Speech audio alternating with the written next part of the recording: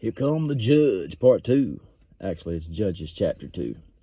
And an angel of the Lord came up from Gilgal to Bochim, and said, I made you to go up out of Egypt, and brought you into a land which I swear unto your fathers. And I said, I will never break my covenant with you. And you shall make no league with the inhabitants of this land. You shall throw down their altars, but you have not obeyed my voice. Why have you done this? Wherefore I also said, I will not drive them out from before you, but they shall be as thorns in your sides, and their God shall be a snare unto you.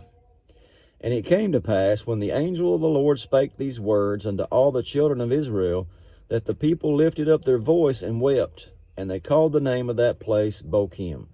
And they sacrificed there unto the Lord. And when Joshua had let the people go, the children of Israel went every man unto his inheritance to possess the land.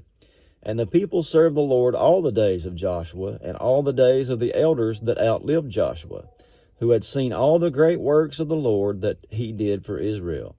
And Joshua the son of Nun, the servant of the Lord, died, being 110 years old. And they buried him in the border of his inheritance in Timnath-Heres, in the mount of Ephraim, on the north side of the hill Gaash. And also all that generation were gathered unto their fathers. And there arose another generation after them, which knew not the Lord, nor yet the works he had done for Israel. Don't take long to forget, does it? Just one generation later, they'd already forgot. And it says, And the children of Israel did evil in the sight of the Lord, and served Balaam. And they forsook the Lord God of their fathers, which brought them out of the land of Egypt, and followed other gods, of the gods of the people that were round about them, and bowed themselves unto them, and provoked the Lord to anger. And they forsook the Lord, and served Baal and Ashtaroth. And the anger of the Lord was hot against Israel, and he delivered them into the hands of the spoilers that spoiled them. And he sold them into the hands of their enemies round about, so that they could not any longer stand before their enemies. And this is, I guess, the beginning of a long pattern.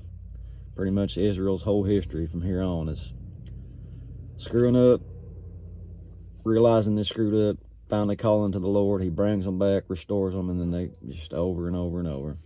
And maybe you know how they felt, because we kind of do the same thing, certainly in the flesh we do. And he says, where we at? Whithersoever they went, out of the hand of the Lord was against them from evil. The hand of the Lord was against them from evil, as the Lord had said, and as the Lord had sworn unto them, and they were greatly distressed. Nevertheless, the Lord raised up judges, that's why this book's called Judges, which delivered them out of the hand of those that spoiled them. And yet they would not hearken unto their judges, but they went a-whoring after other gods, and bowed themselves unto them.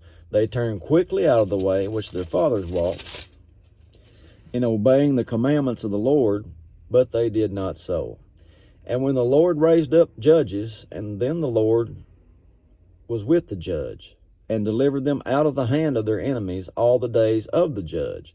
For it repented the Lord because of their groanings, by reason of them that oppressed them and vexed them. And it came to pass, when the judge was dead, that they returned and corrupted themselves more than their fathers, in following other gods to serve them, and to bow down unto them. They ceased not from their own doings, nor from their stubborn way. And the anger of the Lord was hot against Israel. And he said, Because that this people has transgressed my covenant, which I commanded their fathers, and have not hearkened unto my voice, I will also not henceforth drive out any from before them of the nations which Joshua left when he died, that through them I may prove Israel, whether they will keep the way of the Lord to walk therein, as their fathers did keep it, or not.